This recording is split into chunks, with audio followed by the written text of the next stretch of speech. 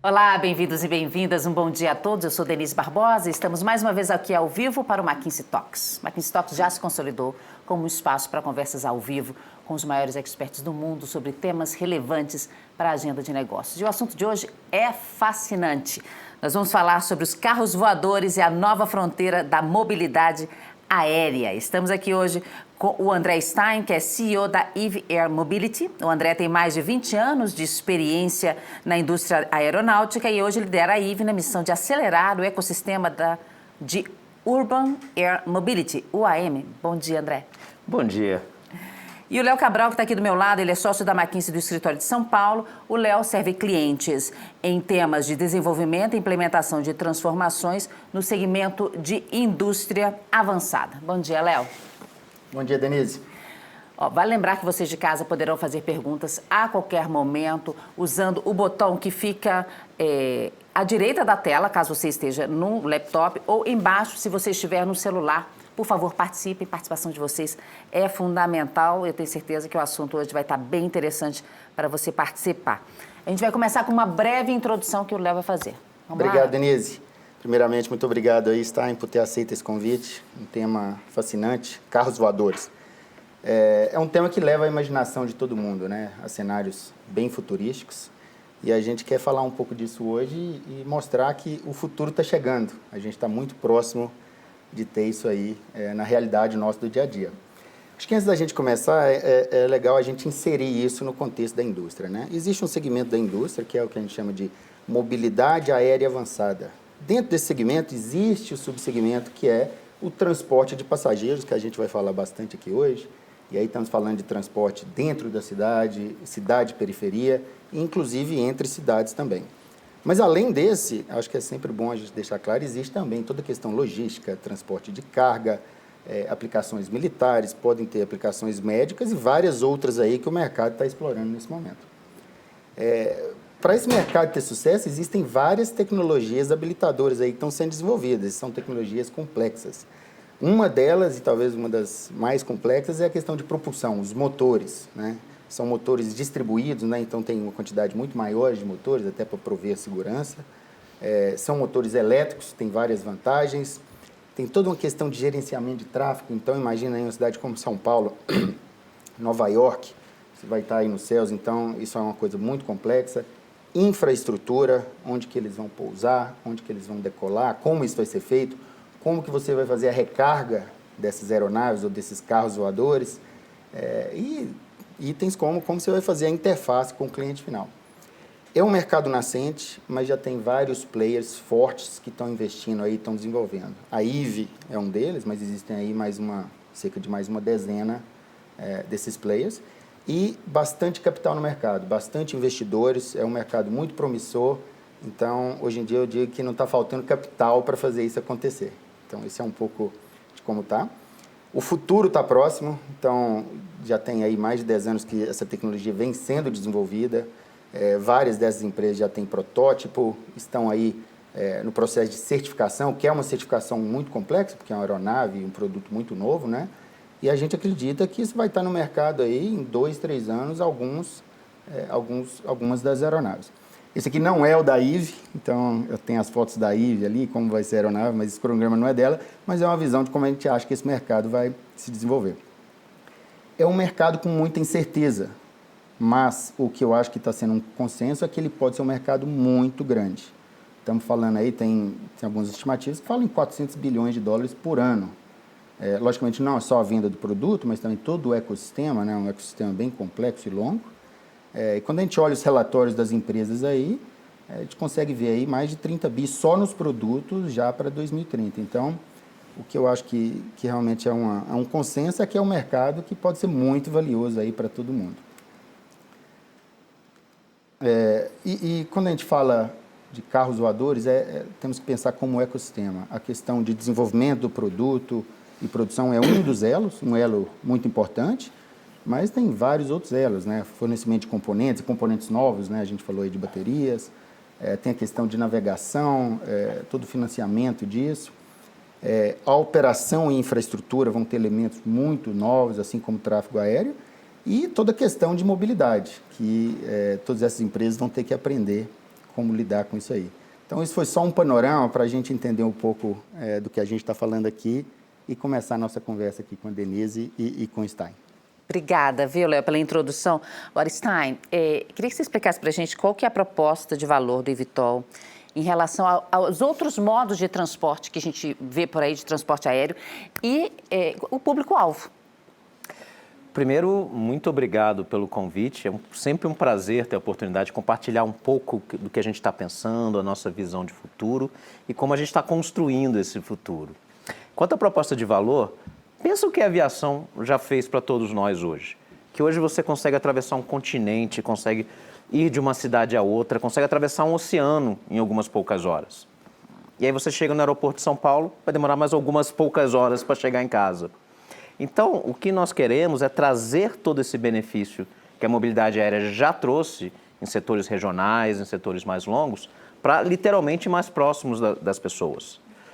Pensa todo o tempo que você já perdeu, e a gente está aqui em São Paulo, então falar da relevância de mobilidade urbana em São Paulo nem precisa. Não, a gente entende disso, vai. Mas pensa naquele momento que você está no tráfego, que você podia estar em casa com teu filho, que você está preocupado se vai pegar seu voo ou não, ter esse tempo de volta.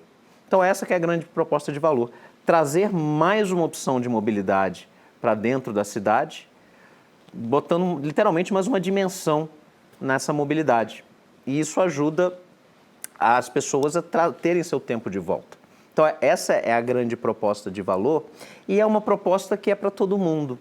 Tá? A gente gastou boa parte do começo desse projeto tentando entender quem que é o usuário, quais as necessidades deles, que problema que você está resolvendo. E uma coisa que ficou muito claro para a gente é que o usuário, e mesmo os primeiros usuários, podem ser qualquer pessoa. Pode ser a nova geração, pode ser uma pessoa mais velha. Eu pretendo continuar por aqui por um bom tempo e pretendo continuar usando esse tipo de mobilidade. Isso pode ser uma pessoa com uma necessidade especial, por exemplo, pode ser um cadeirante.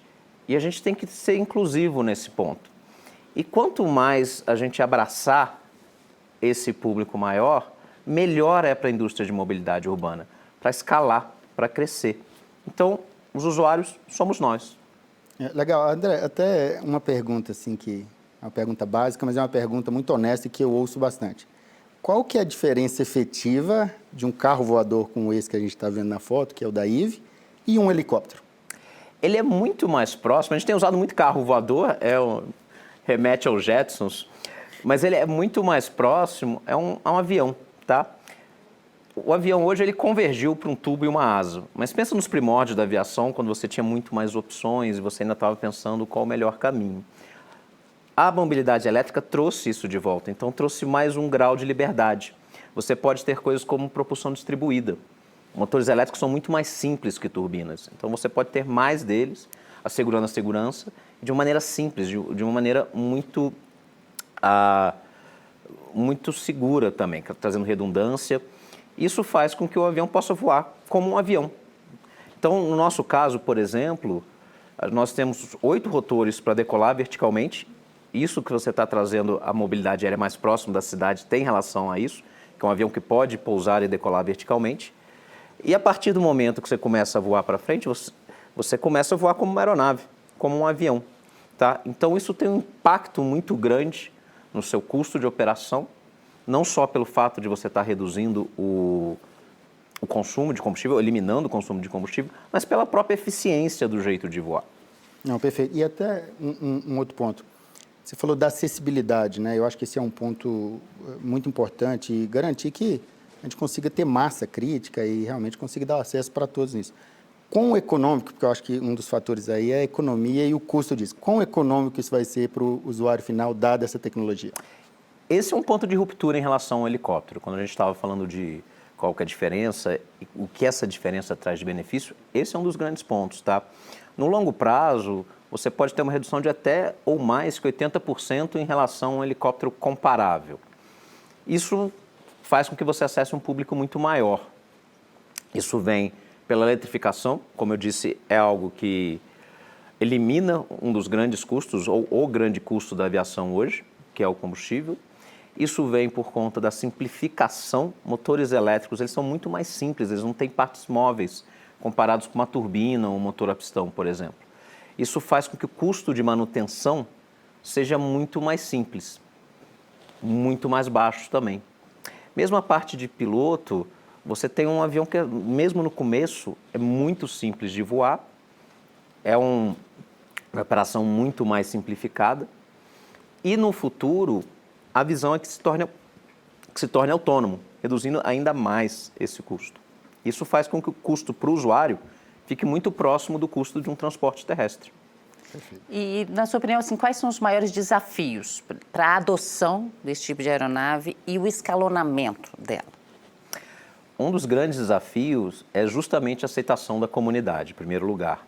Por quê? Eu falei da economicidade do helicóptero como um grande diferencial. Um outro grande diferencial é o ruído. Aqui em São Paulo a gente está acostumado a ver os helicópteros voando por todos os lados. Isso não é comum na maior parte das cidades. A comunidade não aceita, tá? E a eletrificação, junto com essa solução de voar como um avião, traz com que você tenha um ganho de ruído muito grande. Também em torno de 80% em relação ao que seria uma pegada de ruído de um helicóptero similar também. Tá? Então, isso faz... O fato de você estar trazendo uma solução de mobilidade para a comunidade e o fato de você estar trazendo isso sem impactar a comunidade por esse lado de ruído, sem nem falar na sustentabilidade também, você não está trazendo nenhuma nova missão local, faz com que o ecossistema possa crescer. Porque esse é o segundo ponto. Você tem que crescer junto ao ecossistema, tá? Você tem que ter os pontos de carregamento, você tem que ter os vertiportos, você tem que ter o sistema de controle de tráfego aéreo.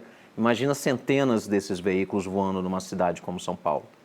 Então, criação do ecossistema também é um grande desafio, ao mesmo tempo uma oportunidade, porque nos permite trazer mais soluções para esse ecossistema, além do próprio veículo, como o Léo falou. A gente sabe, logicamente, o desenvolvimento dessa aeronave começou há vários anos, né? E a gente teve agora o advento da pandemia. Então, muita coisa mudou. Como que você acha que isso mudou para a IVE? A gente estava conversando hoje mais cedo, né? E você comentou que você mudou para uma casa mais longe do centro, até por coincidência, acho que foi antes da pandemia. Mas a gente está vendo isso acontecer. Cada vez mais trabalho remoto é uma opção real. Não é para todo mundo. Você ainda tem o barbeiro, o padeiro, você ainda tem a questão das pessoas indo para a cidade. Então, o trânsito não está desaparecendo. As cidades continuam crescendo. Opções de mobilidade terrestre aumentam também a questão do trânsito, normalmente. Então, o trânsito continua crescendo, mas agora algumas pessoas têm a oportunidade, por exemplo, de sair do centro, de sair de perto do escritório, ir para uma casa maior, para uma qualidade de vida melhor. E ir para o escritório passa a ser quase uma viagem de negócio, uma mini viagem de negócio, que você vai fazer uma vez por semana, talvez algumas vezes ao mês. Aqui para a McKinsey, muitas vezes vocês trabalham com o cliente não necessariamente é comodamente colocado perto da casa de vocês. Então, esse tipo de missão começa a ficar mais comum, começa a fazer ainda mais sentido a mobilidade aérea urbana. Perfeito. Ô Stein, tem alguma região do mundo que você acha que isso vai ter uma penetração maior? E aí vem a empresa brasileira, né? Então eu queria também que você ambientasse, colocasse o Brasil aí nesse mapa. Como é que está esse desenvolvimento aqui no país? Esse mercado é um mercado muito global, tá? Cidades como São Paulo, cidades que têm problema de trânsito, de caos urbano, não é um fenômeno de nicho ou um fenômeno regional. Isso é aplicável a qualquer parte do globo. Nós estamos vendo várias cidades se posicionando nesse sentido, e isso também é um ponto bem legal. Eu falei da aceitação da comunidade, e mais a gente vê as próprias comunidades, as próprias cidades se posicionando. Um bom exemplo disso, Londres é um exemplo bacana. A gente começou uma parceria com vários parceiros em Londres, com as autoridades regulatórias, com aeroportos, com o aeroporto no centro da cidade, com o London Heathrow, para entender esse sistema, como vai ser, criar o conceito de operações. Se vocês tiverem curiosidade, é ukairmobility.com, fala um pouco desse consórcio. A IVE está liderando esse consórcio com esses vários parceiros, outros OEMs, inclusive, no consórcio, para entender esse conceito de operação e trazer desde cedo essa opção de mobilidade, tá? Do mesmo jeito, tem outras cidades que a gente está fazendo um trabalho parecido, inclusive aqui no Brasil. O Brasil tem todo o potencial para ser um dos primeiros a adotar essa tecnologia. A gente estava falando de São Paulo ainda há pouco, né? Fala assim, São Paulo é que a gente entende da questão da mobilidade urbana e que dá para melhorar. Mesma coisa se aplica em outras cidades. Rio de Janeiro tem um Cristo, eu sou carioca, sou tijucano, não tenho mais sotaque, mas Rio sempre me vem à cabeça. Que tem o Cristo Redentor, aquela montanha linda, aquilo também é uma barreira física no meio da cidade que cria um gargalo no trânsito. Tá? Então, aqui no Brasil, você tem muitas opções, né? Você tem o pain point a ser resolvido e tem a aceitação. Nós, inclusive, estamos começando um trabalho para começar a fazer uma demonstração usando helicópteros, mas para entender o conceito com os nossos parceiros aqui no Brasil. A gente tem uma parceria, por exemplo, com a LSU nesse sentido, que a gente também vai desenhar esse conceito de operação, entender a questão de controle de tráfego aéreo também, entender como seria os vertiportos, como vai funcionar, para justamente acelerar esse processo. Então, legal. Definitivamente, o Brasil está extremamente inserido, até porque a gente é uma empresa global, tá? A IVE tem locação nos Estados Unidos, tem aqui também, mas boa parte do centro de gravidade, para usar um termo aeronáutico, está aqui no Brasil, sim. E aí o conceito é essa mistura da mentalidade do Vale do Silício com o Vale do Paraíba, ali em São José, e trazer essas soluções para dentro da cidade. Eu espero que chegue logo no Brasil aí, para a gente testar. Falando um pouco do ecossistema, né? A gente mencionou um ecossistema bem longo e um ecossistema novo, né? Quais vocês acham os principais desafios para a operação dos eVTOLs? Você tem, por exemplo, eu falei da questão de centenas de aeronaves numa cidade como São Paulo, certo? E essas aeronaves convivendo com as aeronaves que já estão. Aqui você tem o helicóptero, São Paulo é a capital do helicóptero, de certa maneira, é um dos maiores mercados de táxi aéreo no mundo. Num dia qualquer você pode ter até 1.300 voos numa cidade como São Paulo, mas você tem grandes limitações. E você também tem os aviões comerciais e mais os drones voando dentro da cidade, mas você tem grandes limitações nesse modelo, para poder escalar isso. Aqui em São Paulo, aqui na zona central, você não pode ter, por exemplo, mais de 6 helicópteros voando ao mesmo tempo. Onde tem um desafio, tem uma oportunidade. A Embraer tem uma empresa no grupo chamada TEC, que é responsável por fornecer aqui para o Brasil, para o país inteiro, as soluções, a integração, o software para o controle de tráfego aéreo. Tá? Então, isso nos dá um entendimento muito bom do que precisa ser feito e para criar uma solução otimizada para a mobilidade aérea urbana, que consiga integrar todos esses diferentes aspectos, todo esse novo volume de aeronaves para que você possa escalar. E até pensando no ecossistema, né? Você mencionou esse de operação, como que você vê a questão de infraestrutura? Outro excelente ponto. Você tem que ter para onde ir, você tem que carregar, ser capaz de carregar esses eVTOLs. E a gente acredita muito em criar esse ecossistema através de colaborações, parcerias que robustecem o negócio, ou seja, nos ajuda a criar mais receita para o ecossistema como um todo, mas para a IVE também. Então, exemplos disso. Eu falei de parcerias, que a gente está trazendo parceiros, esse exemplo mesmo no Rio, e a gente tem uma parceria com a Skyports, tanto em Londres quanto globalmente, que está desenvolvendo vertiportos, está vendo como seria o conceito de operações também desses vertiportos. Nós anunciamos recentemente uma parceria com a EDP Energia, tá? Que é um dos grandes provedores, inclusive de mobilidade elétrica aqui no Brasil já, tá? Justamente para entender, para trabalhar e para criar esse ecossistema junto. Léo, uma pergunta para você. Como é que você acha que tem que ser a interface entre esse tipo de produto e os consumidores? Você acha que seria assim, razoável a gente imaginar um negócio tipo aplicativo, para chamar assim, tipo Uber do voo? Acho uma ótima pergunta. É um mercado novo, né? Então vão ter casos específicos de uso.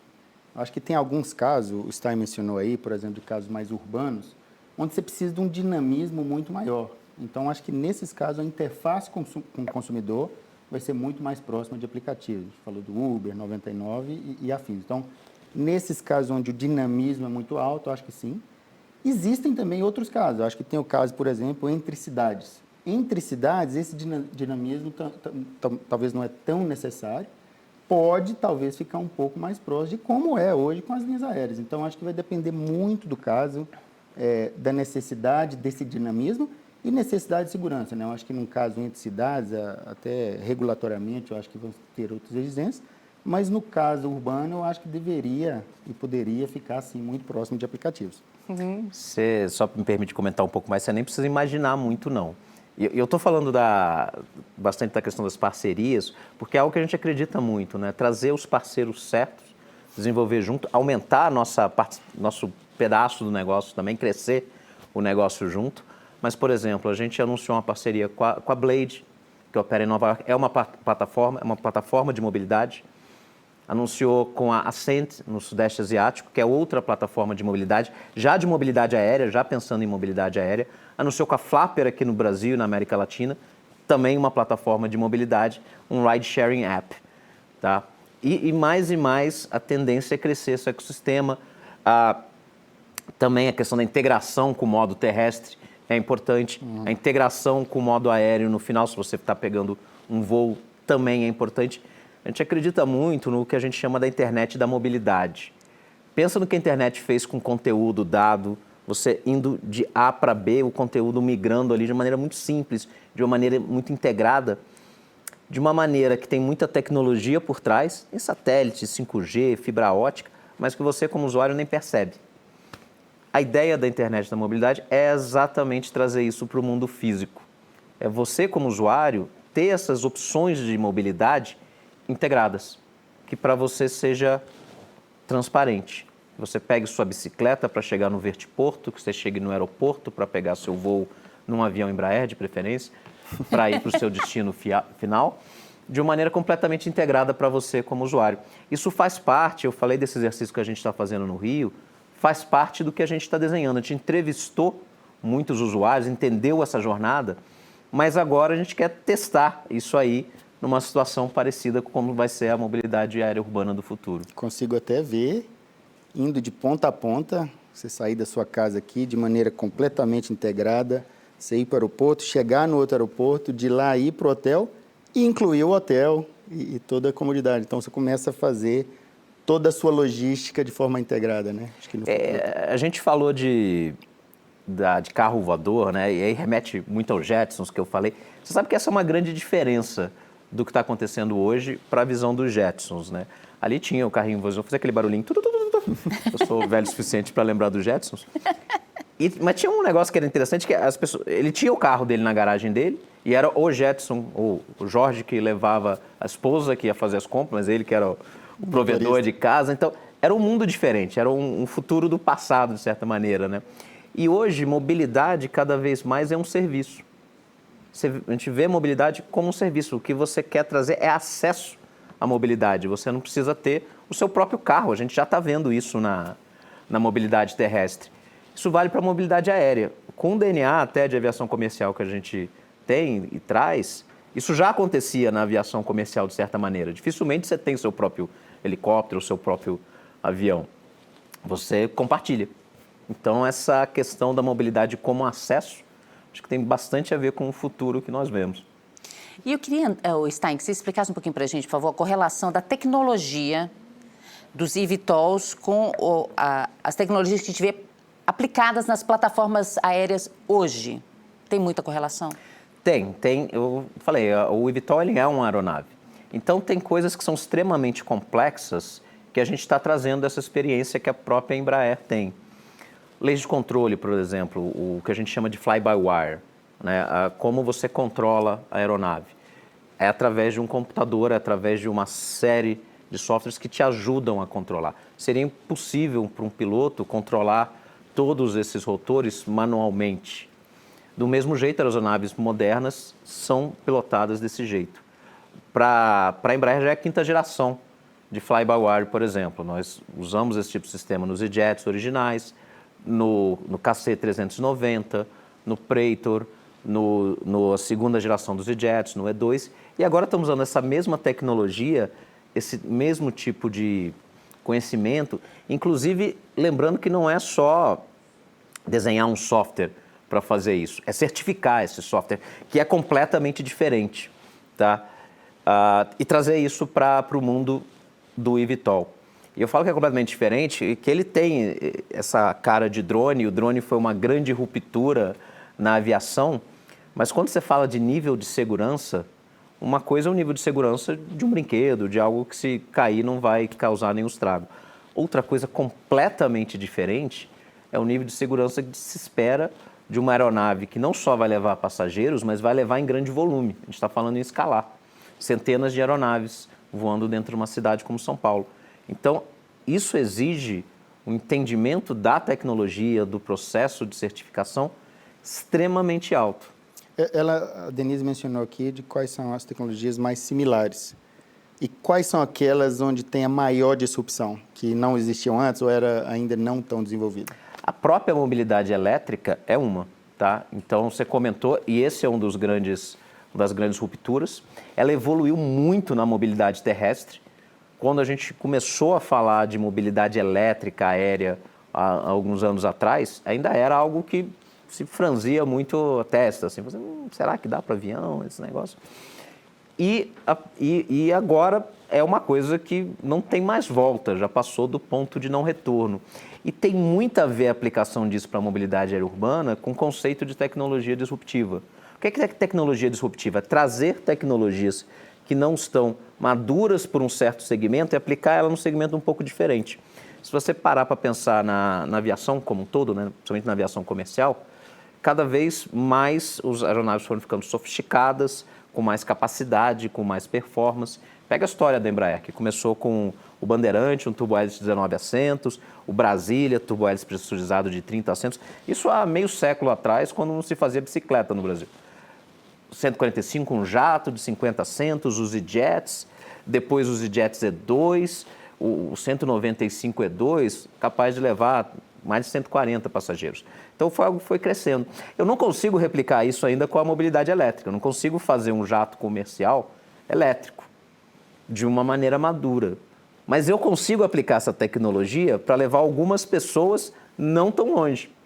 E esse é o conceito de mobilidade aérea urbana. Então, é essa que é a beleza da ruptura tecnológica.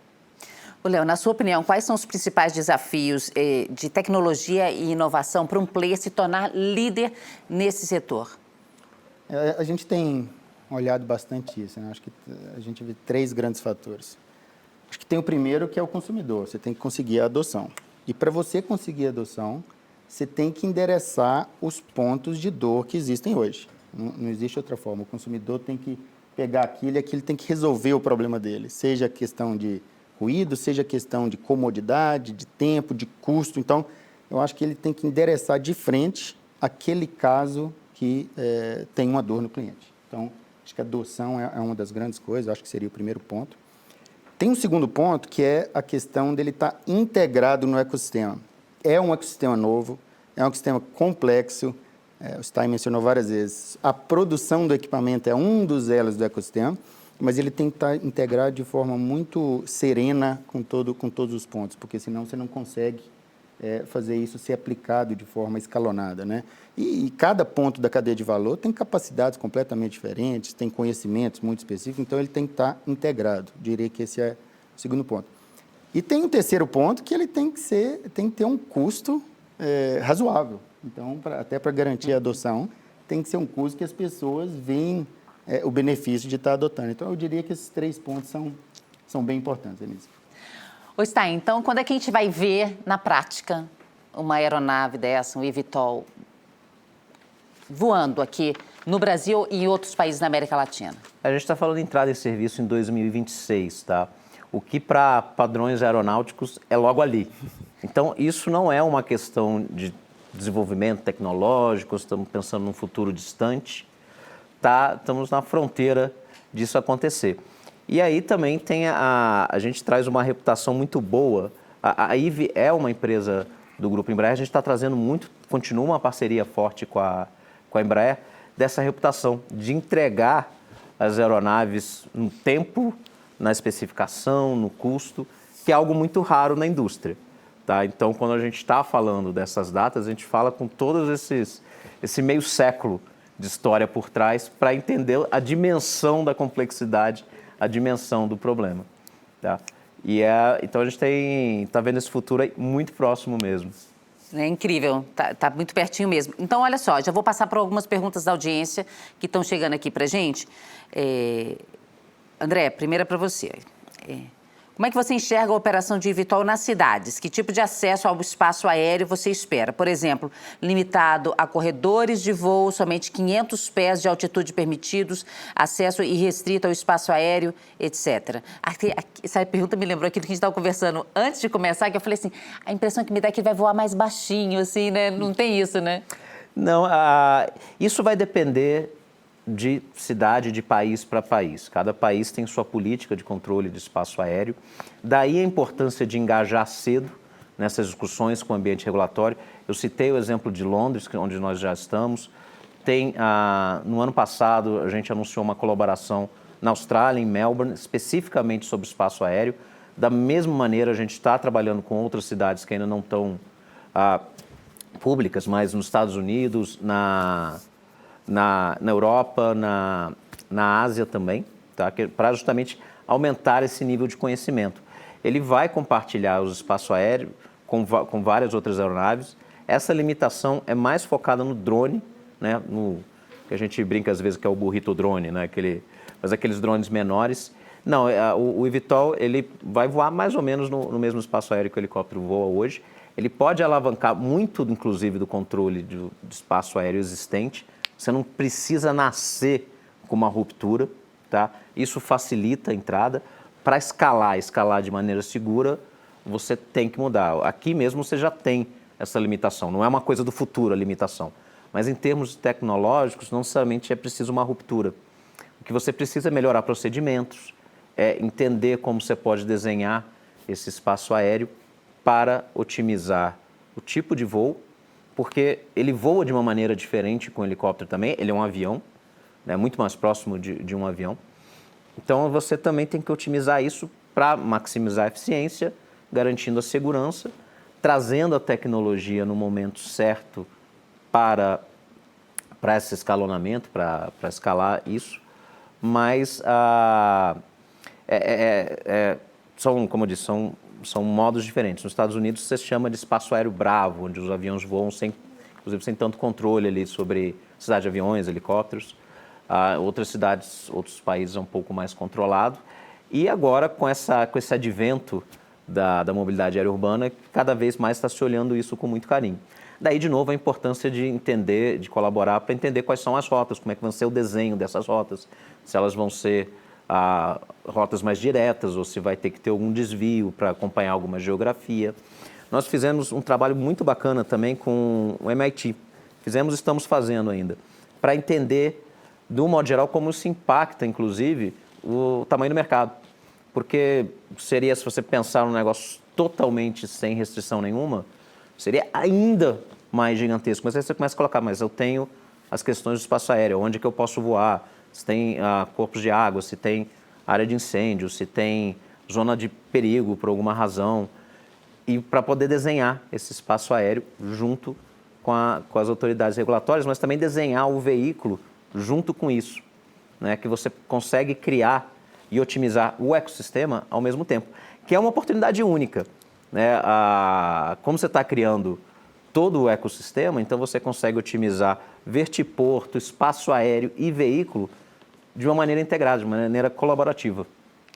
Léo, pergunta para você, qual a necessidade de desenvolvimento de parcerias para a criação do ecossistema de eVTOL? Sim, eu acho que até tinha mencionado, se está integrado no ecossistema é um dos fatores cruciais para o sucesso. E a necessidade de parceria é um dos fatores de sucesso, porque existem dentro do ecossistema elos muito diferentes. Então, você pega, por exemplo, a questão de operação de voo, os operadores. É uma coisa que a IVE, por exemplo, não é o core, não é exatamente o conhecimento específico de todos os engenheiros que estão lá fazendo. Então, está muito mais o conhecimento, por exemplo, de linha aérea. Então, vai ser importante ter alguma parceria com alguém que saiba fazer aquilo bem.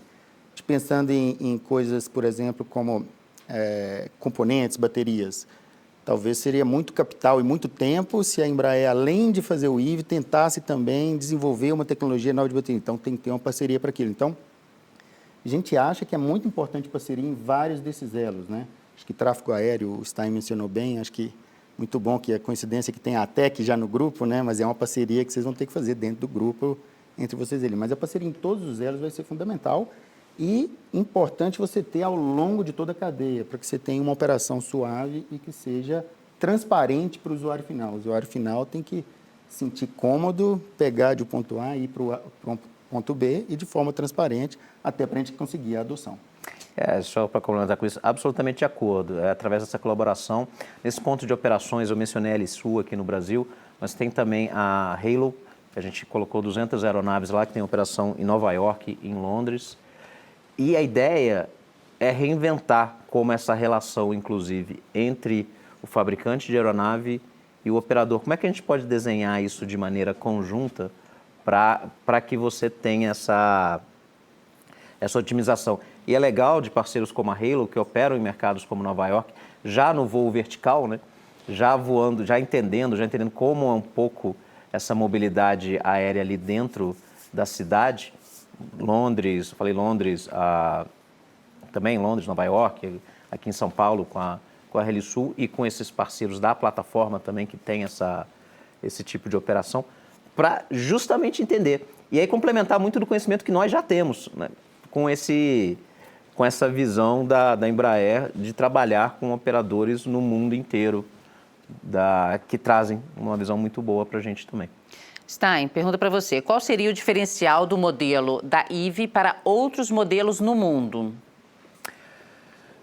Tem vários. Vamos começar, você perguntou do modelo da Eve. Então, o primeiro ponto, a gente está realmente olhando uma solução mais completa. Tá? Então, quando você está falando de soluções de ecossistema, não é só uma coisa genérica. Nós estamos desenvolvendo o veículo, nós estamos desenvolvendo a rede de serviços de suporte, alavancando na parceria com a Embraer também, que você tem acesso a uma rede global de serviço de suporte, que não adianta só desenvolver e certificar o veículo, você tem que manter ele voando. Então, isso é uma questão não só tecnológica, mas é uma questão regulatória, você tem que certificar os processos de manutenção, por exemplo, também. E nós estamos desenvolvendo essa parte de serviço de suporte. Estamos desenvolvendo soluções de controle de tráfego aéreo que integram isso também. E estamos desenvolvendo essa participação nas operações de uma maneira muito única. Nem nós queremos ser o operador sozinho e verticalizar e criar o que seria a maior empresa aérea do mundo, se você fosse querer operar no mundo inteiro sozinho, com uma série de desafios novos. Nem do outro lado, manter a relação tradicional de necessariamente só vender o veículo. Então, o que a gente tem trabalhado é achar os parceiros locais certos, e a gente tem outras colaborações aí pelo mundo também, tá? Para fazer essa sinergia e crescer junto, dividir o risco, dividir o crescimento. Então, a gente tem essa solução integrada. A gente tem um diferencial muito grande no veículo, trazendo todo esse DNA da Embraer, que ajuda a garantir um veículo certificável, mas também ajuda a garantir um veículo que é desenhado para manutenção, desenhado para fabricação, garantindo o que você falou da preocupação do que é disruptivo, né? O custo operacional no final do dia.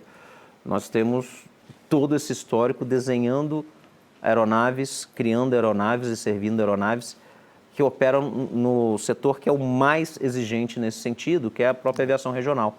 Nenhum outro setor da aviação cicla tanto aeronaves, por exemplo.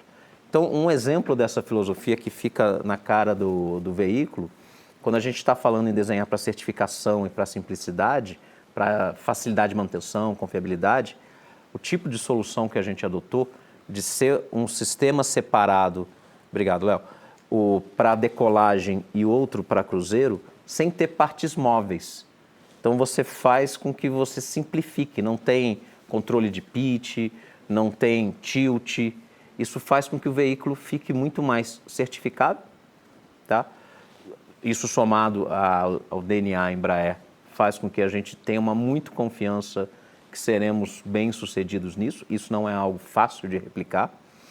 E tem a questão do custo operacional. Isso faz com que você traga esse diferencial de custo. Isso associado a essa experiência de desenhar para manutenção, de desenhar o veículo para manufatura, de desenhar para operação, também faz com que você consiga ter um diferencial muito forte e com o usuário em primeiro lugar. Você mencionou da questão de certificação, e você até mencionou alguns termos técnicos aí que eu adoro, não vou entrar neles, porque senão a conversa fica fora. Mas como você acha que os órgãos reguladores estão abertos para certificar isso que ainda não foi certificado? Nunca é um processo fácil e tem uma razão para isso. Você já deve ter ouvido que voar é o jeito mais seguro de viajar. Isso, em muita parte, é graças aos órgãos reguladores. É graças à ANAC aqui no Brasil, ao FAA nos Estados Unidos, à EASA. Então, a gente tem engajado, e isso também é parte do nosso histórico, nós temos engajado com eles desde o começo. Certificação não é um processo que vamos desenvolver a aeronave e depois vamos aplicar lá para a certificação. É algo que você tem que engajar, criar junto. Eles têm sido muito receptivos, muito abertos a, número um, garantir que a aviação continue o meio mais seguro de viajar, o que é muito em linha com o que nós queremos também, tá? Mas também abertos a ver maneiras diferentes de fazer isso, como você garante esse nível de segurança. A gente tem uma característica única por estar aqui no Brasil, e a ANAC tem uma relação muito especial com a FAA também, que nos nossos aviões passados a gente conseguia a certificação tripla ao mesmo tempo, do ANAC junto com a FAA e a ASA também, logo na sequência, porque a gente traz muito respeito, né? O DNA nesse ponto ajuda, né? Porque é um processo que você tem que mostrar como vai atingir aquele nível de segurança junto com o órgão regulador, tá? Então, é um processo que exige não só um conhecimento técnico, mas todo um histórico, para que você consiga provar ao órgão regulador. Nós não precisamos provar ao órgão regulador quem é Embraer, ou que a gente sabe, junto com a Embraer, certificar uma aeronave. O que a gente precisa é justamente trabalhar nas diferenças, juntos. E eles estão bem abertos com essa característica de focar em ter a segurança, que, de novo, super alinhado com o que nós queremos também, e trabalhando em conjunto. É mais um ponto de colaboração. Ô, Léo, última perguntinha que nosso tempo está acabando, mas como você espera que os custos da bateria e a melhoria da capacidade se desenvolvam? Acho que bateria é um ponto ícone aí, né? Porque é um ponto que está sendo bem desenvolvido por carros, né? Por carros terrestres, não carros voadores. E no início foi bem complicado, né? Toda a questão de autonomia, qual que é a carga que ela consegue segurar. Então foi muito complicado e hoje está ainda não está completamente desenvolvido, mas a autonomia dos carros terrestres hoje já estão bem elevados. Então é uma coisa que, à medida que foi tendo demanda para isso foi conquistando espaço, foi conquistando capital e foi se desenvolvendo. A gente acredita que vai ser o mesmo com aeronaves. Eu acho que também está começando, demanda uma capacidade de carga muito elevada. À medida que isso for ganhando escala, eu acho que, imagino aí em 10 anos, isso virando uma tecnologia mais tradicional. Agora, uma pergunta minha, eu fiquei curiosa, porque você falou que não é a ideia igual dos Jetsons, que cada um tem o seu, que é uma coisa para ter mais gente. Esse projeto de vocês, quantas pessoas cabem ali dentro? Deixa eu pegar uma deixa aqui do Léo também, mas hoje a gente está falando em 4 pessoas, mais um piloto. E você falou autonomia no outro sentido, mas eu vou falar de autonomia também, que no futuro a gente definitivamente vê mobilidade autônoma como outro grande ponto disruptivo junto com a eletrificação. E no futuro, ao se tornar autônomo, esse mesmo veículo, ele pode carregar pelo menos 5 pessoas ou até 6 dentro do mesmo tipo de veículo, tá? Porque você está substituindo o piloto ali, que é um passageiro não pagante, por um passageiro pagante. Isso reduz ainda mais o custo operacional por assento e reduz também automaticamente a você ter uma solução mais otimizada. Como que a gente está endereçando isso? Nós vamos primeiro começar com o piloto, garantir segurança, garantir dados, garantir informação suficiente para que, junto com o ambiente regulatório, de novo, trabalhando com eles desde o começo, a gente consiga migrar para esse futuro autônomo.